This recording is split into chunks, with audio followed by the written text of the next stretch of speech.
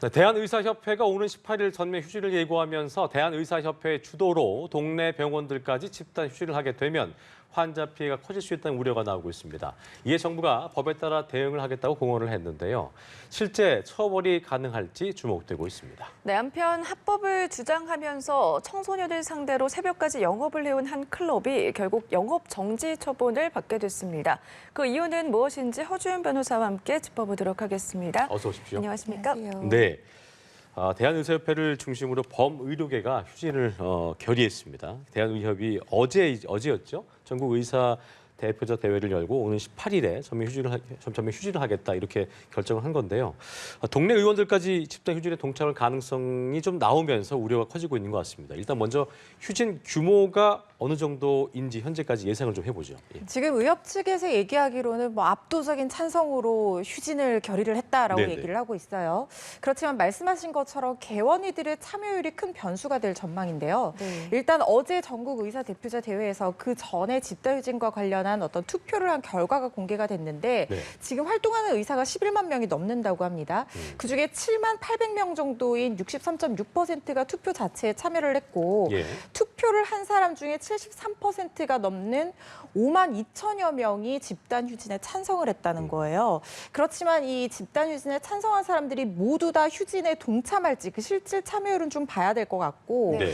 그리고 지금 날짜를 18일로 예고를 했는데 원래는 20일 정도로 예고를 했다가 지금 17일부터 서울대 병원에서 집단 무기한 휴진이 예고된 상황이지 않습니까? 네네. 그래서 며칠 당겨서 18일로 하기로 한 거예요. 그럼 17일, 18일 파급력이 굉장히 커질 수가 있겠죠. 그래서 지금 의협 쪽에서 상당히 밀어붙이고 있는 상황인데 문제는 개원이들의 참여율입니다. 그렇습니다. 왜 개원이들의 참여율이 변수가 되냐면요. 개원이들은 결국에는 개인 사업자들이거든요.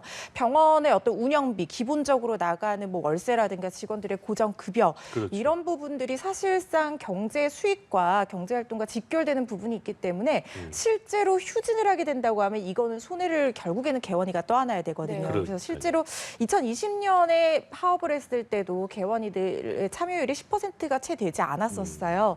그래서 개원이들이 참여를 하게 되면 사실상 국민들이 정말 피부로 느끼는 동네 병원 진료가 중단이 될 수 있기 때문에 네네. 이 참여율이 결국에는 제일 큰 변수가 될 것으로 보입니다. 네, 그렇군요. 말씀해 주신 것처럼 개원이들의 참여가 변수가 될 수 있다 이런 말씀을 해주셨는데 아무래도 대학병원은 물론이고 개원이들 동네 병원까지 휴진을 하게 된다면 의료 체계가 진짜 무너질 수 있다 이런 얘기도 나오고 있거든요. 그렇기 때문에 이제 정부에서도 법적으로 대응하겠다 강경 입장입니다. 예. 네, 앞서 지자체에 진료 개시 명령 발동 기준을 제시했는데 강화가 된 상황이죠.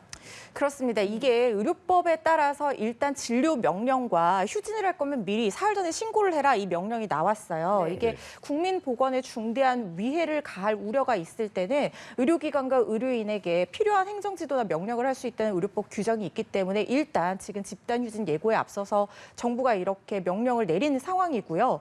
그리고 만약에 실제로 18일에 집단 휴진을 해서 정당한 사유가 없이 진료를 중단하거나 이 집단 휴폐업을 하는 상황이 되고 이게 진료에 막대한 지장을 줄 우려가 있다는 것이 인정이 된다고 하면 그때는 네. 업무 개시 명령을 발동을 할 수가 있습니다. 그런데 문제는 막대한 지장을 줄 우려라는 것에 대한 구체적인 기준이 법에 규정되어 있잖아요. 그래서 이게 위헌 시비도 사실 있는 부분인데 그래서 방금 말씀하신 가이드라인이 정부 내부에서 나온 거예요. 네. 이건 이번에 나온 건 아니고요. 네. 2020년 당시에 의협 촉파업을 앞두고 정부가 지역 내의 이 휴진율이 30%를 넘어가면 업무 개시 명령 발동할 수 있다는 내부 가이드라인을 줬거든요.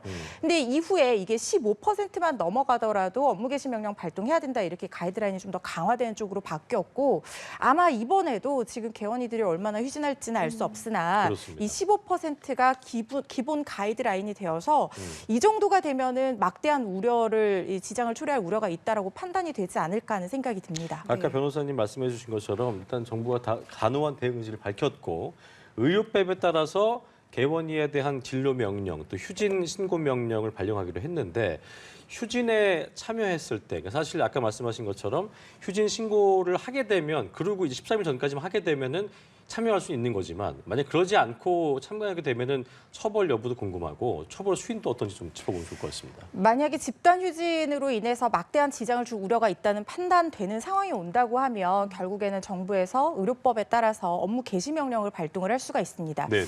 만약에 업무 개시 명령을 받은 의료인들이 정당한 이유 없이 여기에 따르지 않는다고 하면 3년 이하의 징역 또는 3천만 원 이하 벌금형에 처해질 수 있고요. 최대 1년까지의 자격 정지가 될 수도 있습니다. 그리고 지금 의료법이 개정이 됐기 때문에 어떤 범죄든지 금고 이상형을 선고를 받으면 면허 취소 대상도 될 수 있는 상황이거든요. 네.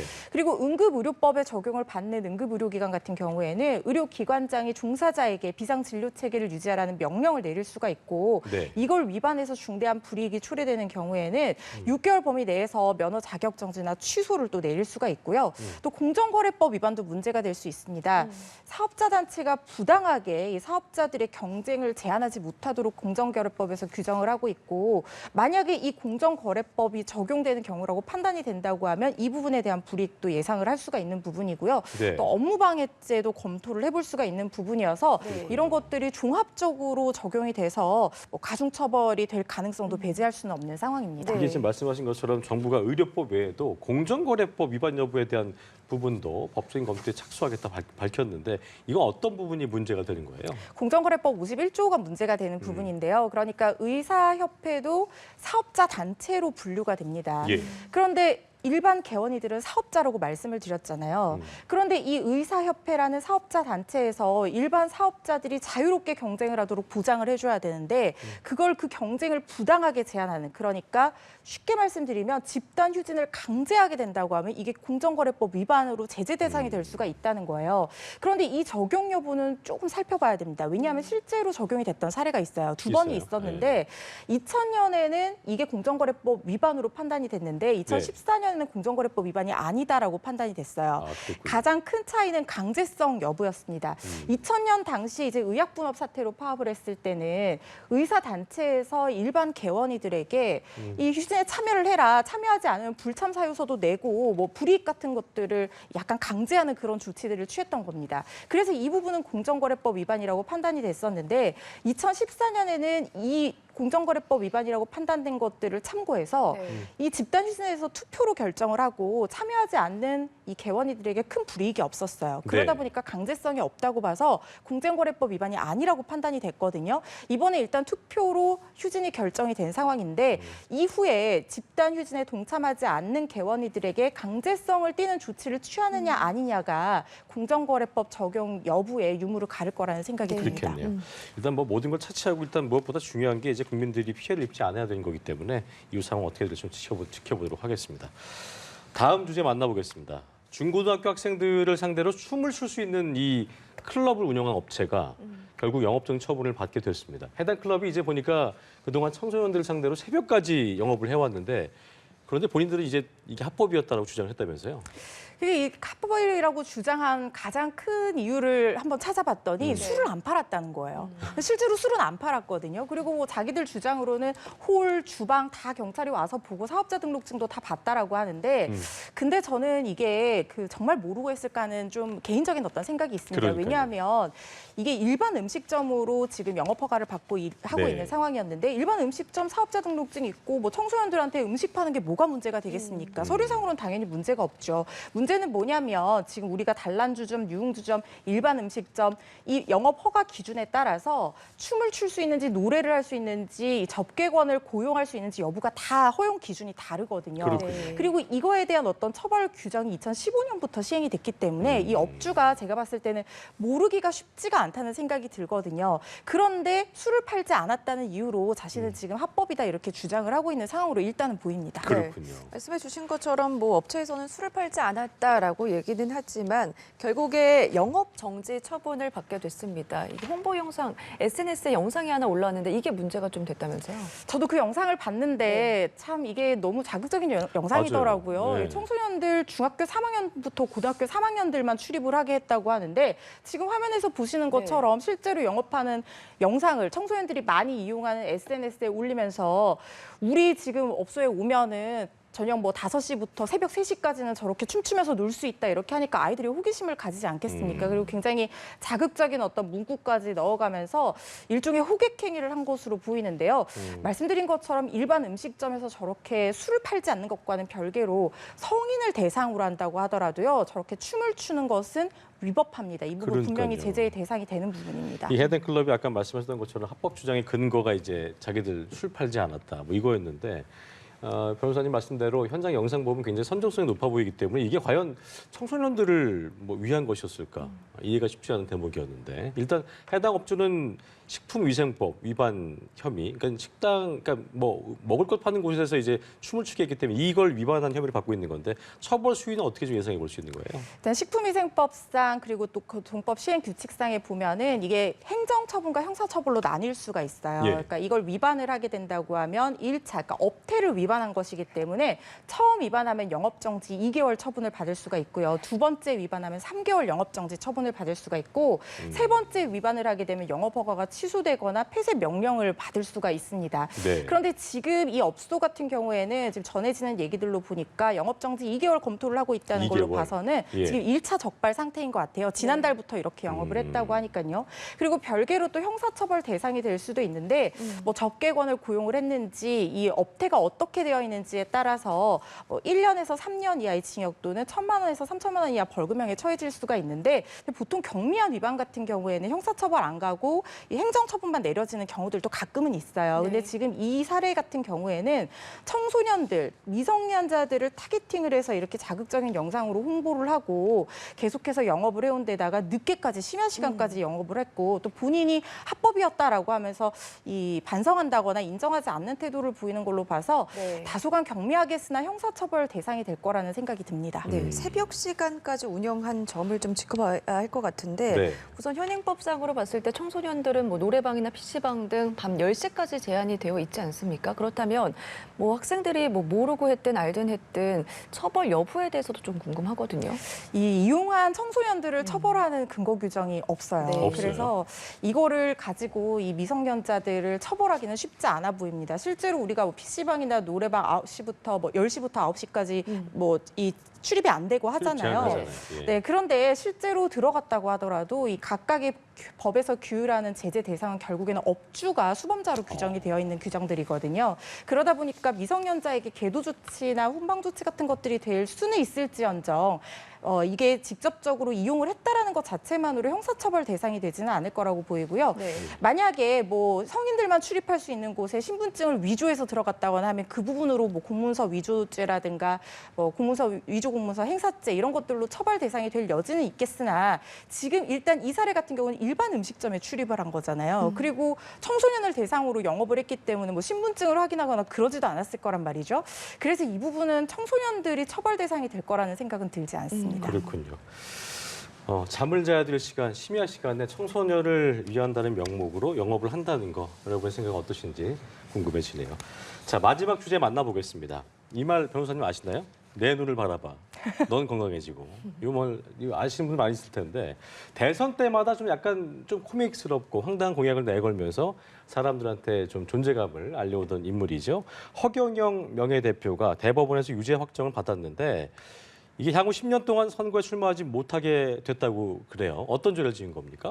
그러니까 공직선거법상 허위 사실 유포 혐의가 인정이 됐는데요. 네. 그러니까 지금 최종적으로 대법원에서 징역 2년에 집행유예 3년을 선고한 원심을 확정을 했기 때문에 앞으로 10년간 피선거권이 박탈된 상태입니다. 예. 말씀하신 것처럼 뭐 내 눈을 바라봐, 그 다음에 뭐 몇 억 주겠다 이런 것들은 맞아요. 사실은 조금 비현실적인 어떻게 보면 조금 웃긴 황당한 공약 정도였는데 사실 네. 이거는 범죄 행위였어요. 어떤 내용이었냐면 지난 네. 22대 대선에 출마를 해서 예. 본인이 뭐 이병철 회장의 양자다. 그 다음에 이 자기가 뭐 박근혜 전 대통령과 대통령이 되면 결혼을 하기로 약속을 했다. 그다음에 뭐 이런 얘기들을 허위 사실을 유포를 한 겁니다. 그래서 이 부분이 결국에는 유죄로 인정이 돼서 지금 공직선거법상에서는 이렇게 선거 관련 범죄로 인해서 징역형 집행유예 이상을 선고를 받으면 10년 동안이나 이 선거에 나갈 수가 없게 되거든요. 네. 그래서 예. 앞으로 2034년까지 허경영 대표를 선거에서 보기는 좀 어려울 것 같습니다. 그렇군요. 1, 2심에서 이제 유죄를 선고를 했고 그럼에도 불구하고 상고까지 갔습니다. 대법원에서 같은 판단을 내렸는데도 불구하고 혐의를 모두 부인하고 있는 상황이거든요. 이런 태도가 어떻게 뭐 가중처벌에 영향을 미쳤다 이렇게도 볼 수가 있을까요? 그렇죠. 이게 공직선거법상 허위사실 유포를 엄하게 처벌하고 피선거권까지 박탈하는 이유는 뭐냐면요. 예. 결국에는 선거 과정 중에서 내가 당선되고 내 이미지를 좋게 하기 위해서 유권자들의 판단을 왜곡하게 되면 민주주의의 근간인 선거가 훼손이 될 우려가 있기 때문에 이 부분을 엄중하게 판단을 하는 거거든요. 그런데 허경영 대표 같은 경우는 이번이 처음이 아닙니다. 실제로 징역형 1년 6개월 징역형을 선고받았던 사례가 있어요. 그래요. 17대 대선에 똑같은 얘기를 했어요. 네. 이병철 회장이 양자다. 박근혜 전 대통령이랑 내가 대통령 되면 결혼하기로 했다. 뭐 내가 박정희 전 대통령 청와대 정책 비선 보좌관이었다. 이런 얘기들을 했었거든요. 그때 똑같은 범죄로 실형 선고받고 구속이 돼서 10년간 그때도 이 피선거권이 바탈이 돼서 18대 19대 대선에 나가지를 못했었습니다. 첫 번째가 아니었군요. 그렇습니다. 그러다가 20대 대선에 나서 또 똑같은 허위 사실을 유포를 한 거예요. 네. 그러니까 이 부분은 상당히 죄질이 불량하다고 법원에서도 봤어요. 그런데 이전에는 징역형 실형이 선고가 됐는데 이번에 집행유예가 선고가 된 것은 예. 아마 나이가 지금 70대 초반, 제가 알기로 74세로 알고 있는데 네. 나이가 좀 고령이어서 그래서 집행유예가 선고가 된 것은 아닌가 생각이 됩니다. 34년까지 출마할 수 없게 된 건데 지금 10년, 20년 출마 못했고 이번에 이제 10년 지나게 되면 이제 84세가 될 수 있는 건데 네. 선거에 나올 가능성 뭐 변호사님도 아실 수 없겠습니다만 가능성이 있을까요? 워낙 선거마다 출마를 하시는 분이기 때문에 84세가 돼도 선거에 나올 것 본인이 원한다면 나올 것 같다고 할 수는 있을 것 같은데요.